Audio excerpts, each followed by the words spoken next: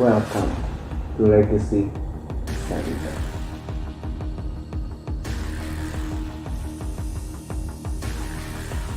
We are so glad to have you this week on our online service. So be focused, prepare your heart, mind, body, and soul.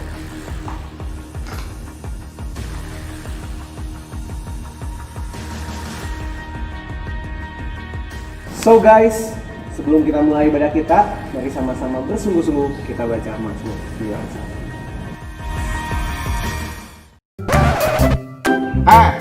Mau di skip ya? Jangan di skip kali.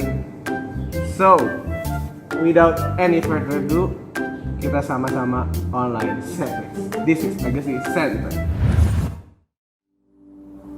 Dalam lindungan Allah,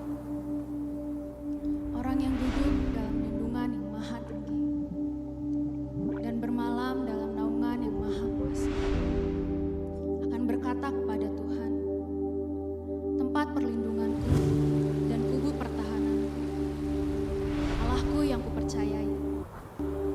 Sungguh, dialah yang akan melepas engkau dari jerat penangkap burung, dari penyakit sampar yang busuk. Dengan kepaknya, ia akan menundungi engkau. Di bawah sayapnya, engkau akan berlindung. Kesetiaannya adalah perisai dan pagar tembok. Engkau tak usah takut terhadap kedahsyatan malam, terhadap panah yang terbang di waktu siang, terhadap penyakit sampar yang berjalan di dalam gelap, terhadap penyakit menular yang mengamuk di waktu petang. Walau 1000 orang rebah di sisimu dan 10.000 di sebelah kananmu, tetapi itu tidak akan menimpamu. Kau hanya menontonnya dengan matamu sendiri dan melihat pembalasan terhadap orang-orang fasik. Sebab Tuhan, dialah tempat perlindunganmu, yang maha tinggi telah kau buat tempat perteduhanmu. Malapetaka tidak akan menimpa kamu, dan tulah tidak akan mendekat kepada kemahmu. Sebab malaikat-malaikatnya akan diperintahkannya kepadamu untuk menjaga engkau di segala jalan. Mereka akan menantang engkau di atas tangannya, supaya kakimu jangan terantuk kepada batu. Singa dan ular teduh akan kau langkahi. Engkau akan menginjak anak singa dan ular naga. Sungguh, hatinya melekat kepadaku, maka aku akan meluputkannya. Aku akan membentenginya, sebab ia mengenal namaku. Bila ia berseru kepadaku, aku akan menjawab. Aku akan menyertai dia dalam kesusahan. Aku akan meluputkannya dan memuliakannya. Dengan panjang umur akan kukenyangkan dia, dan akan kuperlihatkan kepadanya keselamatan daripadaku.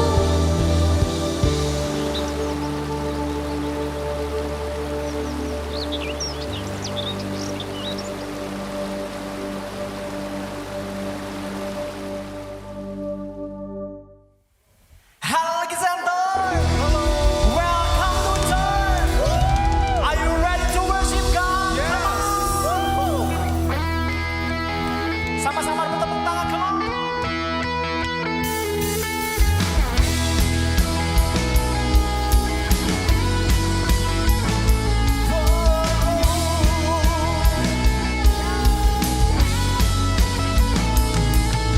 Satu nama yang besar, hanyalah namamu Tuhan. Gunung batu kekuatan, hanyalah namamu Tuhan. Tak terbatas kuasamu Tuhan. Ajaib, ajaib hebat, Raja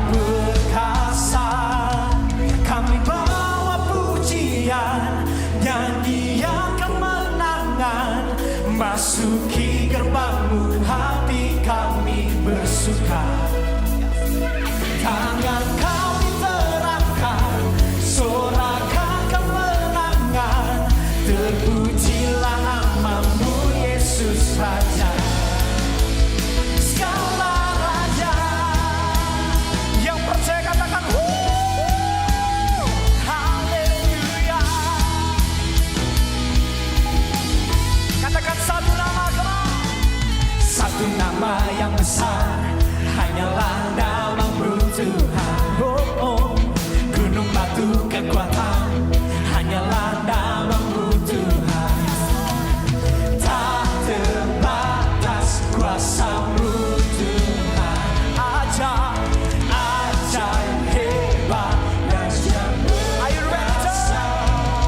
Kami bawa pujian, nyanyian kemenangan, masuki gerbangmu, hati kami bersuka.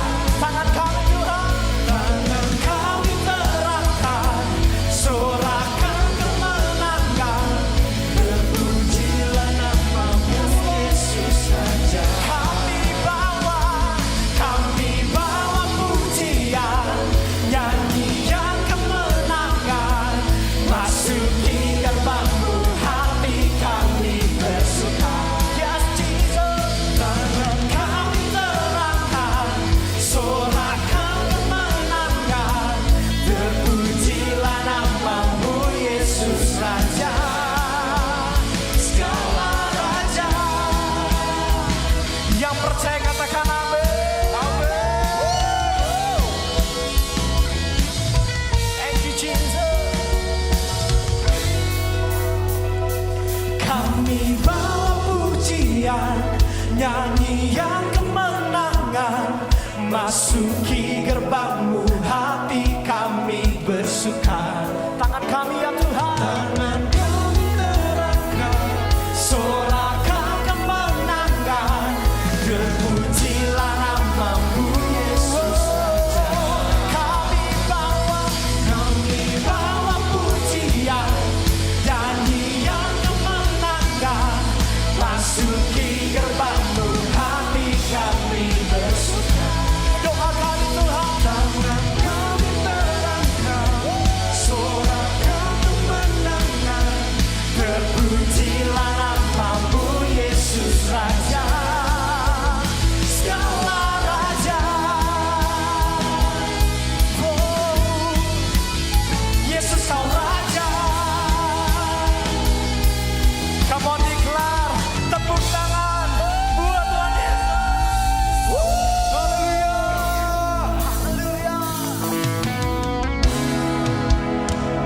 Thank you Jesus. You are my hope, you are my anchor Lord.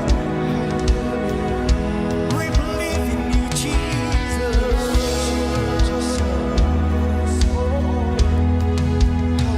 We thank you Lord.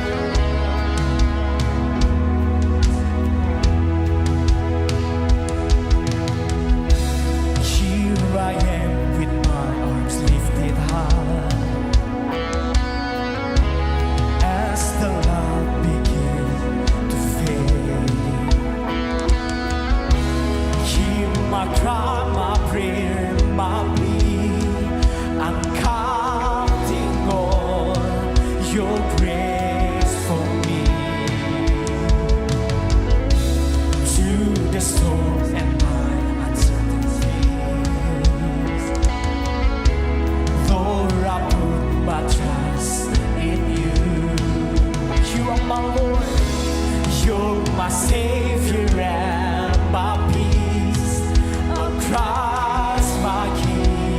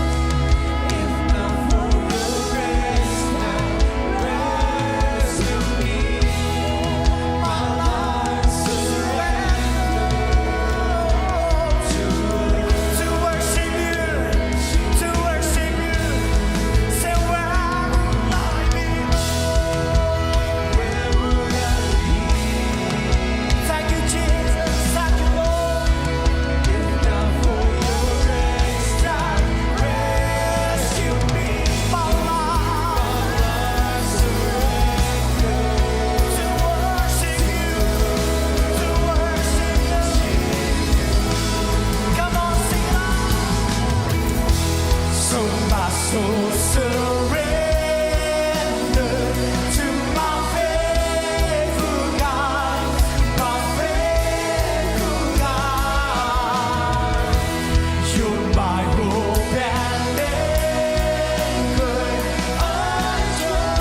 Come on, declare you. So my soul surrender to my faith. I will trust you, Lord. My faithful God. We believe in you, Jesus. You're my hope and anchor. I trust in you. Come on, worship. Somebody else, somebody.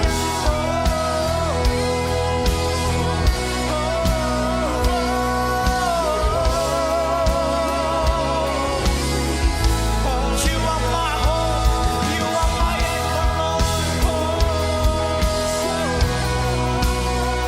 We are surrounded, Lord, to you, oh God, oh God.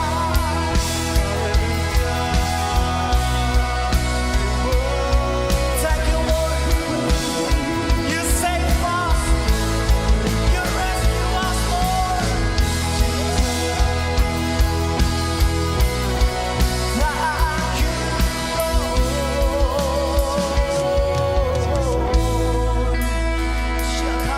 You are my hope, you are my anchor. Tuhan, pengharapan kami atas bangsa kami. Tuhan, melakukan semua indah pada waktunya buat bangsa kami. Kami angkat kedua tangan kami hari ini, Tuhan Yesus. Kami berdoa buat bangsa kami. Kami berdoa buat setiap keadaan yang Tuhan boleh jadikan atas bangsa kami. Dan hari ini kami mau bilang itu semuanya baik. Itunya semua baik. Kami angkat kedua tangan kami buat pemerintah kami, buat presiden kami, buat pemerintah setiap daerah. Karena kami tahu Tuhan Yesus, visinya Tuhan sudah Tuhan tetapkan atas pemerintah kami. Dan mereka akan melakukan itu semua. Dan kami semakin kenal Kristus lewat pemerintah kami. Kami angkat kedua tangan kami juga, Tuhan. Kami berdoa, kami berterima kasih. Kami ada di wadah ini, kami bertumbuh, kami kenal Kristus buat kehidupan kami. Kami bisa bawa Kristus dalam kehidupan kami sehari-hari. Karena kami kenal wadah gereja kami. Lewat wadah gereja ini, Tuhan Yesus, akan banyak orang kenal sama Tuhan Yesus. Akan banyak orang datang, beribu-ribu datang, cuma mau sembah Tuhan Yesus lewat wadah ini. Kami angkat kedua tangan kami sekali lagi, kami berdoa buat pemimpin rohani kami, Tuhan Yesus. Mari berdoa, engkau yang ada di rumah, engkau yang ada di mobil, dimanapun engkau ada menonton video ini, mari angkat tanganmu, mari angkat tanganmu.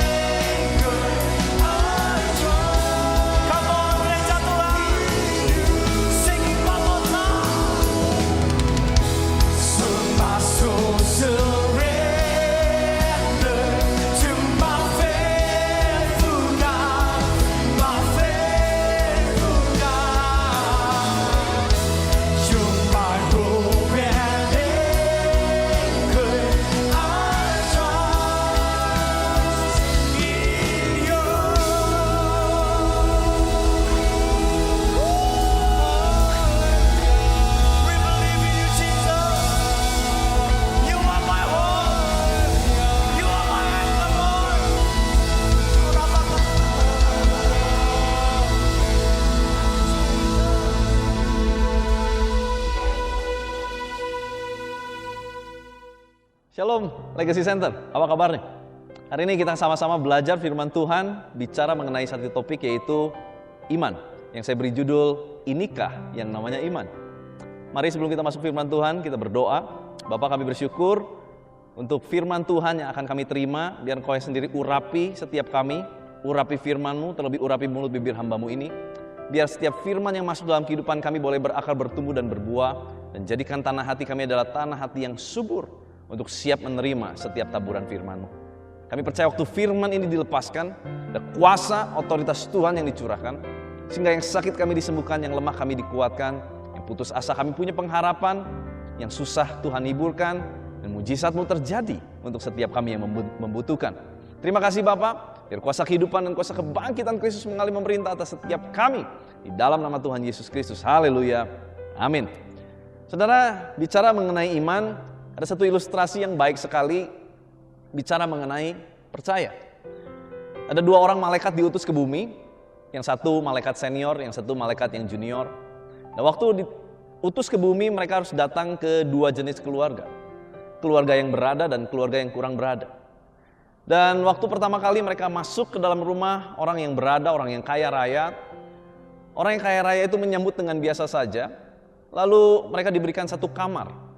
Kamar yang ada di basement, tempatnya dingin, lembab, dan sebetulnya kurang layak untuk ditinggali. Lalu pada waktu malam, malaikat yang junior ini memperhatikan malaikat yang senior ini lagi mengerjakan sesuatu di rumah orang kaya tersebut. Di basement rumah orang kaya tersebut banyak lubang-lubang. Dan si malaikat senior ini mulai tutup lubang-lubang itu.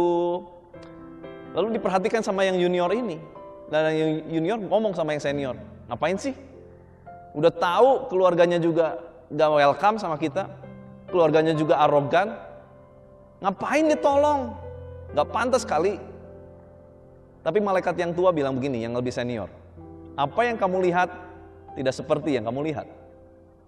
Besoknya mereka berkemas, mereka pindah ke keluarga yang lain. Di keluarga yang satunya ini adalah keluarga petani, yang hidup dengan sangat-sangat sederhana, bukan orang yang berada, tetapi mereka adalah hidup dengan sederhana. Lalu waktu kedatangan dua malaikat ini, petani ini begitu bahagia, begitu sukacita, dan diberikan kamar yang terbaik buat kedua malaikat ini. Kamar utama, bahkan si petani dan istrinya pindah kamar yang kecil. Dan waktu diberikan, disuguhkan, ada sukacita yang luar biasa. Malam hari mereka beristirahat, pagi hari terdengar sebuah tangisan, ada teriakan, dan ternyata sapi yang dimiliki oleh keluarga petani ini satu-satunya sebagai sumber mata pencarian untuk membantu mereka membajak tanah, mati. Lalu malaikat yang junior tanya sama malaikat yang senior yang lebih tua, kemarin di rumah orang kaya itu yang gak layak ditolong, kamu malah sibuk tolong dia. Sekarang keluarga ini layak banget untuk ditolong, dia keluarga yang baik. Tetapi kamu kenapa membiarkan sapinya mati? Itu satu-satunya alat untuk membantu sumber mata pencariannya. Malaikat yang senior kembali tersenyum dan berkata, apa yang kamu lihat tidak seperti yang kamu lihat. Lalu malaikat yang senior mulai bercerita. Kemarin waktu di rumah yang kaya, aku sibuk menutup lubang-lubang di basement rumah orang kaya tersebut. Kenapa? Karena di lubang-lubang itu ternyata ada satu akses untuk masuk ke dalam satu ruangan yang pernah dibangun oleh pemilik rumah sebelumnya. Dan di dalamnya terdapat banyak sekali harta benda. Aku tidak mau orang kaya yang arogan ini punya akses ke situ. Makanya aku tutup. Jangan sampai nanti dia lebih arogan lagi hidupnya. Tetapi keluarga yang gak punya apa-apa ini, sapinya meninggal, sapinya mati. Kenapa? Karena sebetulnya semalam malaikat maut datang mau mencabut nyawa istri dari si petani itu. Tetapi aku cegah dan aku gantikan dengan sapi ini. Maka dari itu istrinya luput dari malaikat maut. Saudara, terkadang apa yang kita lihat tidak seperti apa yang kita lihat. Tetapi kalau kita punya rasa percaya sama Tuhan, kita akan dapat melihat hal-hal yang tidak bisa dilihat oleh mata jasmani kita. Karena kita percaya pakai hati, bukan pakai mata. Nah, hari ini kita belajar apa sih iman sebetulnya. Ibrani 11 ayat 1, iman adalah dasar dari segala sesuatu yang kita harapkan dan bukti dari segala sesuatu yang tidak kita lihat. Ini adalah dasar dari kata iman yang kita harus mengerti. Tetapi kita pun sebetulnya kurang jelas. Satu kali Tuhan mewahyukan hal ini kepada saya. Dan Tuhan bilang gini, Van, coba kamu ganti kata iman dengan kata Kristus. Kamu akan dapat satu kewahyuan. Mari kita baca lagi ayat ini, Ibrani 11 ayat 1. Iman kita ganti dengan kata Kristus. Kristus adalah dasar dari segala sesuatu yang kita harapkan. Setuju saudara? Yesus Kristus adalah dasar pengharapan orang Kristen, orang percaya. Tanpa Kristus, maka kepercayaan kita adalah sia-sia. Sebab Kristuslah satu-satunya jalan keselamatan dan hidup. Barang siapa percaya kepada Dia, beroleh selamat. Kristuslah dasar dari segala sesuatu yang kita harapkan. Dan Kristus adalah bukti dari segala sesuatu yang tidak kita lihat. Saudara, tidak ada seorang pun pernah lihat Kristus untuk kita yang tinggal pada zaman ini. Tetapi inilah dasar kita. Dan inilah bukti kita bahwa Yesus pernah lahir, Yesus pernah mati, dan Yesus pernah naik ke sorga. Dan sekarang sedang mempersiapkan tempat untuk Anda dan saya. Yesus adalah bukti nyata. Yesus adalah dasar orang percaya. Jadi sebetulnya iman itu bicara mengenai Yesus. Makanya saudara tidak akan pernah ketemu kata iman di Perjanjian Lama. Kalau saudara masukin kata search-nya iman dalam Alkitab terjemahan baru bahasa Indonesia, Perjanjian Lama tidak akan pernah mencatat kata iman. Kata percaya banyak, tetapi kata iman nggak ada. Kata iman baru muncul di Perjanjian Baru. Kenapa? Karena iman itu bicara mengenai Yesus. Dan kalau kita lihat di kitab Galatia pun dicatat, sekarang iman telah datang. Seolah-olah iman itu bukan lagi satu kata, tetapi satu pribadi, yaitu bicara mengenai Yesus. Nah, kalau kita gali kata iman dari kata Yunani pistis, itu artinya adalah segala pengharapan. Segala pengharapan yang kita gantung hanya untuk kepentingan Kristus. That is faith. Itulah iman. Maka dari itu kita perlu mengerti, iman itu berbeda dengan yang katanya percaya. Kenapa? Karena menurut saya, kalau kita mengacu kepada kata dasar iman ini, orang bisa percaya tanpa iman. Tetapi orang yang mengaku beriman, dasarnya pasti percaya. Saya ulang saudara ya. Orang bisa percaya tanpa iman. Setuju ya? Percaya nggak? Kalau saya minum air putih akan meredakan saya punya dahaga. Percaya ya? Kenapa? Karena udah banyak orang membuktikan. Jadi itu cukup percaya. Sekalipun belum saya lakukan. Percaya nggak api itu panas? Pasti percaya. Kenapa? Karena banyak yang membuktikan waktu dipegang api panas. Kita bisa percaya sekalipun hal-hal seperti itu tidak ada hubungan dengan Kristus. Tetapi kita nggak bisa bilang, saya beriman kalau api itu panas. Kenapa? Karena nggak ada hubungan sama Kristus, saudara. Maka dari itu kalau kita mengerti ini, iman itu fokusnya adalah Yesus. Jadi kalau saudara mau bicara mengenai iman, saudara harus punya dulu fokus yang pertama. Apakah kepercayaan kita itu kepada Yesus, kepentingan Kristus, atau kepentingan pribadi kita? Kalau kepentingan pribadi kita nggak bisa bilang itu iman. Tetapi itu ingin, saudara. Iman ujungnya adalah untuk Kristus. Nah, bedanya iman di Perjanjian Lama dan Perjanjian Baru apa sih? Kan di Perjanjian Lama terjemahan baru nggak pernah dicatat kata iman, tapi kata percaya banyak. Ya, bedanya gini, saudara. Iman orang-orang di Perjanjian Lama itu baru dicatat di Perjanjian Baru di kitab Ibrani, terutama pasal 11.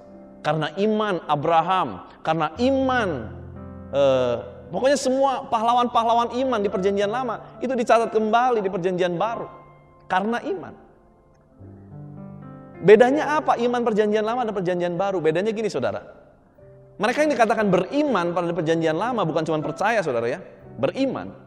Mereka dengan yakin bahwa satu hari akan muncul Kristus atau Mesias yang akan menyelamatkan orang-orang Israel. Itulah iman orang-orang di Perjanjian Lama. Bahwa satu hari kelak akan ada seorang yang disebut Kristus atau Mesias yang akan turun ke bumi ini untuk menyelamatkan setiap orang.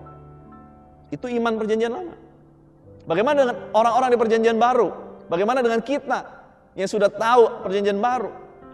Iman kita adalah kita percaya bahwa Yesus pernah lahir, mati di kayu salib, bangkit dan naik ke sorga, menyediakan tempat buat saudara dan saya. Dan satu hari kelak dia akan datang kembali. Itulah iman perjanjian baru, saudara. Maka dari itu kalau kita mau bilang iman, kita harus pastikan ujungnya adalah untuk kepentingan Kristus. Saudara, saya mau ajak kita belajar dari 2 Timotius 1 ayat 5 sampai 8. Ada banyak iman yang dicatat. Iman wanita atau ibu dari Sirofenisia, iman seorang perwira, iman wanita pendarahan, ya. Banyak pahlawan-pahlawan iman. Tapi kita mau belajar justru dari seorang bernama Timotius. Saya kasih judul ini justru adalah iman masa muda. Iman masa muda. 2 Timotius 1 ayat 5 sampai 8 berkata, sebab aku teringat akan imanmu yang tulus ikhlas, yaitu iman yang pertama-tama hidup di dalam nenekmu Lois dan di dalam ibumu Eunike, dan yang aku yakin hidup juga di dalam dirimu. Ini perkataan Rasul Paulus kepada muridnya atau kepada anak rohaninya, yaitu Timotius. Timotius adalah anak muda yang menjadi sosok pemimpin di umur yang masih sangat muda. Dan dia banyak sekali mengalami masalah. Kenapa? Karena dia merasa ya banyak orang mencibir dia karena dia masih terlalu muda. Nah, dilanjutkan ayat berikutnya. Karena itulah kuperingatkan engkau untuk mengobarkan karunia Allah yang ada padamu oleh penumpangan tanganku atasmu. Sebab Allah memberikan kepada kita bukan roh ketakutan, melainkan roh yang membangkitkan kekuatan, kasih, dan ketertiban. Saudara, kalau kita belajar tentang pengungkapan iman masa muda ini, dikatakan iman yang tulus ikhlas. Kata tulus dalam terjemahan Yunani anupokritos atau unfeigned, diterjemahkan sebagai tanpa kepura-puraan. Iman yang tulus, iman yang tanpa kepura-puraan. Saudara, mari kita cek dalam kehidupan kita. Apakah iman kita adalah iman yang tulus atau iman yang pura-pura? Atau kita berusaha pura-pura gini, saudara ya? Kita harus uji sampai ke lubuk hati kita yang paling dalam. Udah pastor, udah diuji. Uji lagi.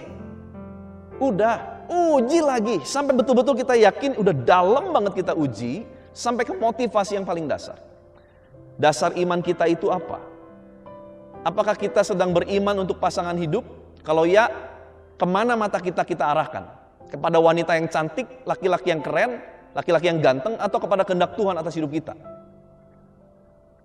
Kalau kita yakin, oh enggak, saya pasti ini untuk Tuhan, supaya nama Tuhan dimuliakan melalui pasangan hidup saya. Cek lagi, betulkah motivasi kita itu?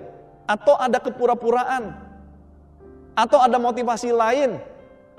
Biarlah iman kita menjadi iman yang tulus. Dan kita arahkan iman kita itu kepada Kristus. Bukan untuk kepentingan kita. Iman yang berisi kepura-puraan itu juga bisa bicara mengenai iman yang bermuka dua.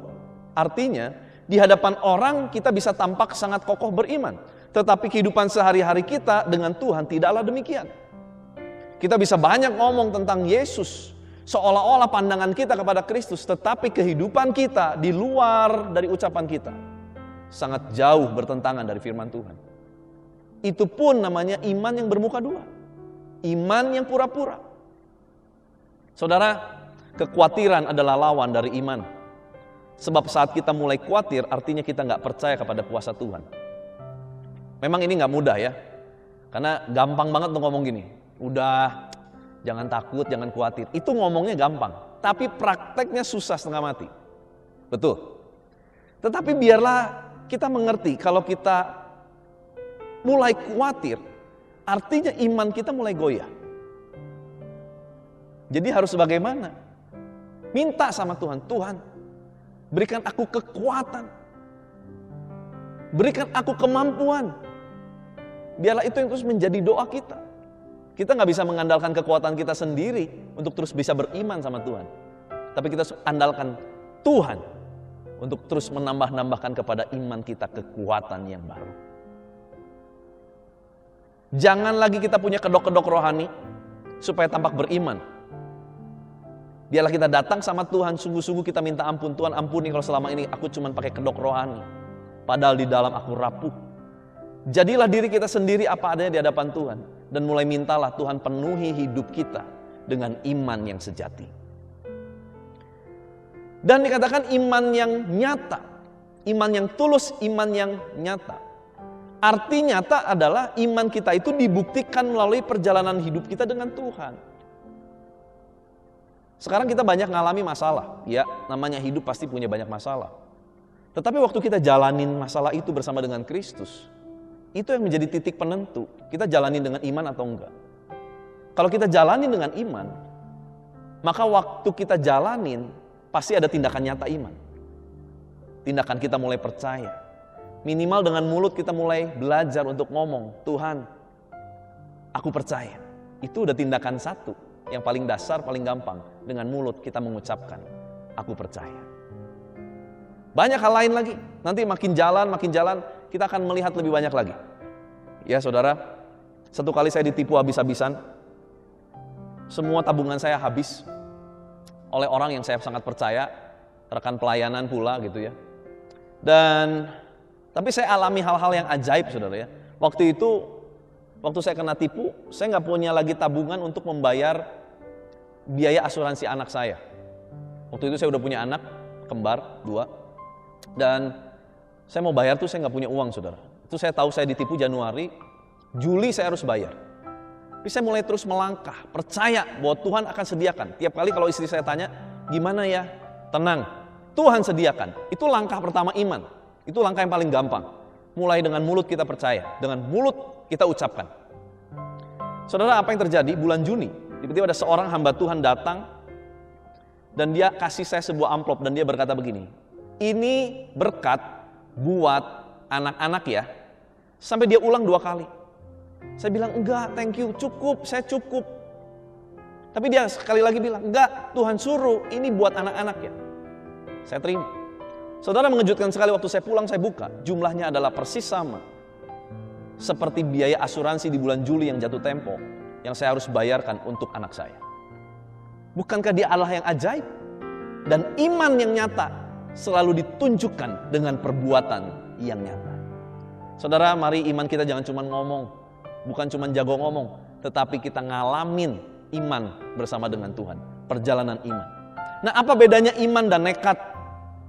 Bedanya gini, kalau iman harus diarahkannya untuk Kristus, dan kita sebelum melangkah kita dengar instruksi dari Roh Kudus, rema. Itu baru iman, saudara. Kalau nekat, kita nggak dengar, pokoknya asal apa yang gua mau gua lakuin. Itu nekat. Belum tentu itu dari Tuhan, dia paksa dia kerjakan. Yang penting ini buat Tuhan, nanti dulu. Betul itu buat Tuhan, tetapi apakah Tuhan suruh atau tidak? Apakah kita sudah dapat remanya, instruksinya atau belum? Kalau belum, itu namanya nekat, saudara. Mari kita bijaksana. Mari kita bijaksana. Bukan cuma iman yang nekat, tetapi iman yang sejati, yang sesuai dengan rema firman Tuhan. Bentuk aplikasi iman dalam hidup sehari-hari itu gimana sih, Pastor? Oke, sederhana. Iman itu dimulai dari langkah awal, yaitu sebuah tindakan. Karena iman tanpa tindakan adalah kosong. Dengan kita belajar memperkatakan, itu adalah bukti iman. Sebab iman itu harus dibuktikan. Nah, langkahnya begini, saudara. Pertama, berdoa supaya benar-benar iman kita terarah kepada Kristus.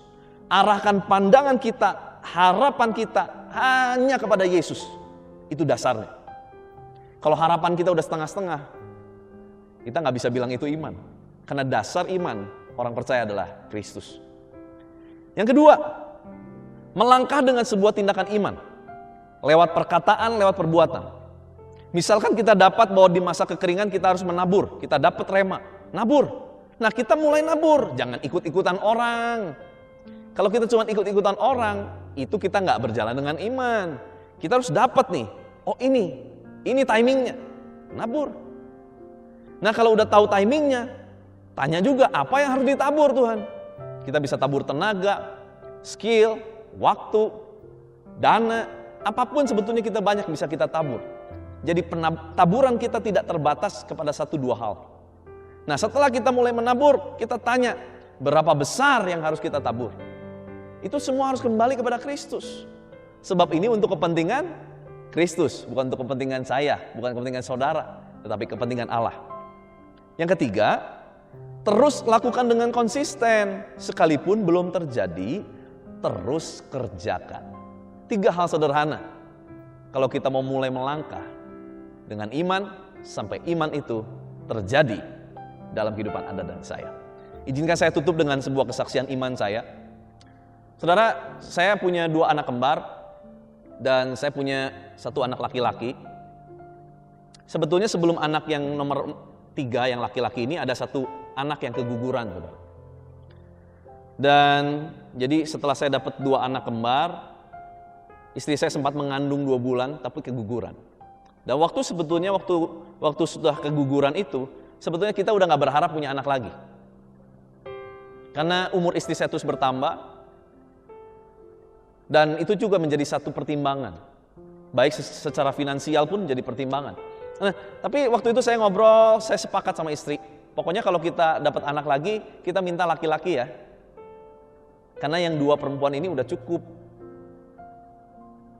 Oke, kita sepakat, kita mulai berdoa. Singkat cerita, tiba-tiba Tuhan kasih anak ketiga. Anak keempat ya, karena yang ketiga keguguran. Anak yang keempat. Dan waktu anak yang keempat ini kita dak-dikduk, saudara. Kenapa? Karena saya pikir gini, waduh, kalau perempuan lagi gawat nih.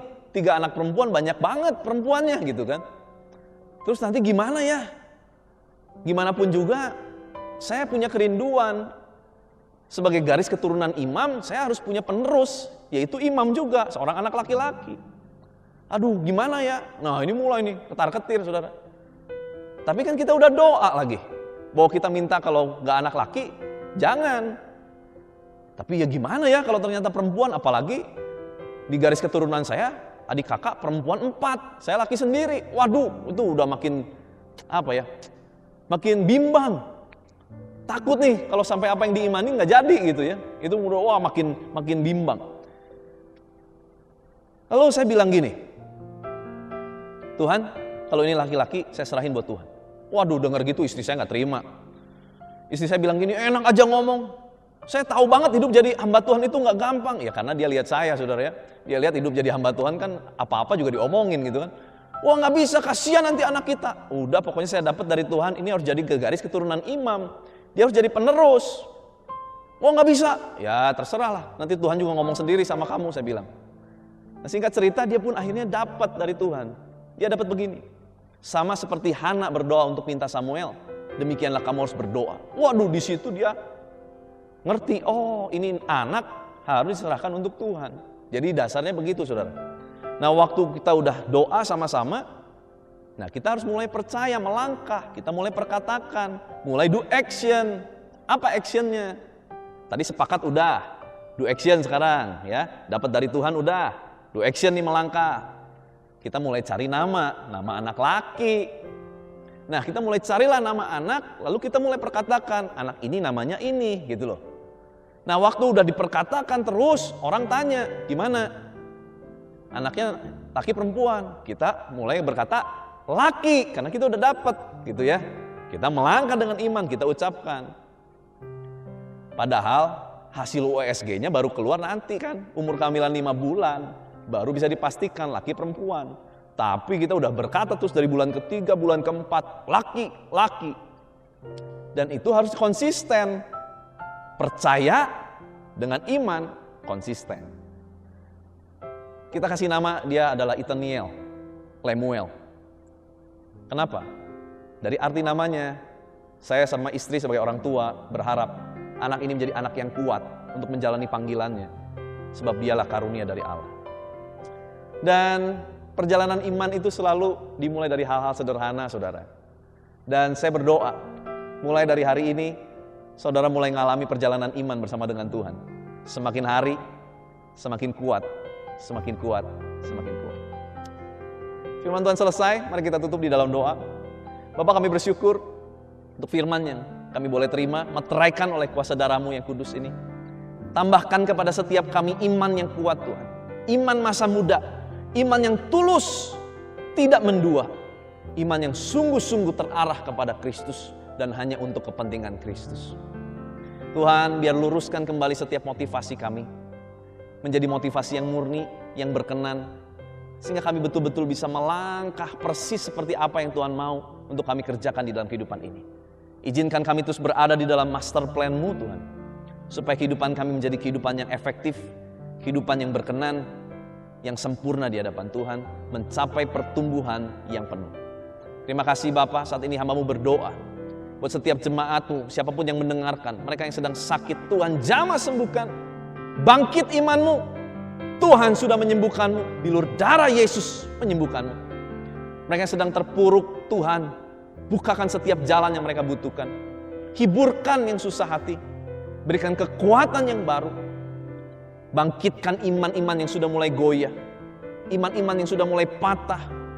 Bangkitkan di dalam nama Yesus, menjadi iman yang teguh, iman yang kokoh. Bersama dengan Kristus, moving forward, berpikir ke depan untuk rencana Tuhan terjadi sempurna atas kehidupan kami. Terima kasih Bapa. Berkati semua jemaat-Mu Tuhan, baik dalam usaha pekerjaan, studi, mungkin yang sedang mengalami ujian akhir, Tuhan campur tangan. Berkati, sekalipun secara online, banyak hal-hal yang berubah, Tuhan berikan kemampuan. Berikan hikmat marifat sorga, sehingga bukan hikmat dunia. Seperti firman-Mu, takut akan Tuhan adalah sumber pengetahuan. Biarlah itu yang kami pegang. Terima kasih Bapa, berkati semua Tuhan, jemaat-Mu. Baik yang bekerja, dalam perjodohan, dalam kesehatan, iman kerohanian, Tuhan berkati. Terima kasih Bapa. Dan kalau sebentar kami akan berpisah satu dengan yang lain, kami membuka tangan kami, membuka hati kami. Terimalah berkat dari Bapa di sorga, cinta kasih Tuhan Yesus Kristus, terus memenuhi dengan Roh Kudus menyertai saudara dan saya. Mulai dari hari ini, Maranatha, bahkan sampai selama-lamanya. Yang sudah menerima berkat Tuhan sama-sama kita katakan, amin. Tuhan Yesus memberkati.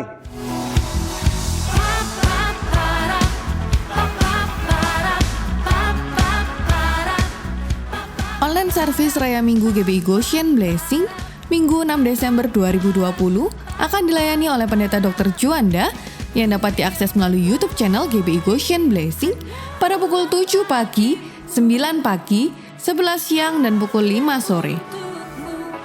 Ikutilah ibadah pemulihan Pondok Daud yang diadakan setiap hari Senin sampai dengan Sabtu pada pukul 8 sampai 9 pagi bersama Bapak Ibu Gembala Pendeta Lukas Suprayitno yang dapat diakses melalui YouTube channel GBI Goshen Blessing.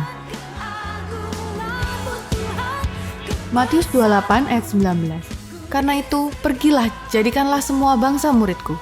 Baptislah mereka dalam nama Bapa, Anak, dan Roh Kudus. GBI Goshen Blessing akan mengadakan baptisan air.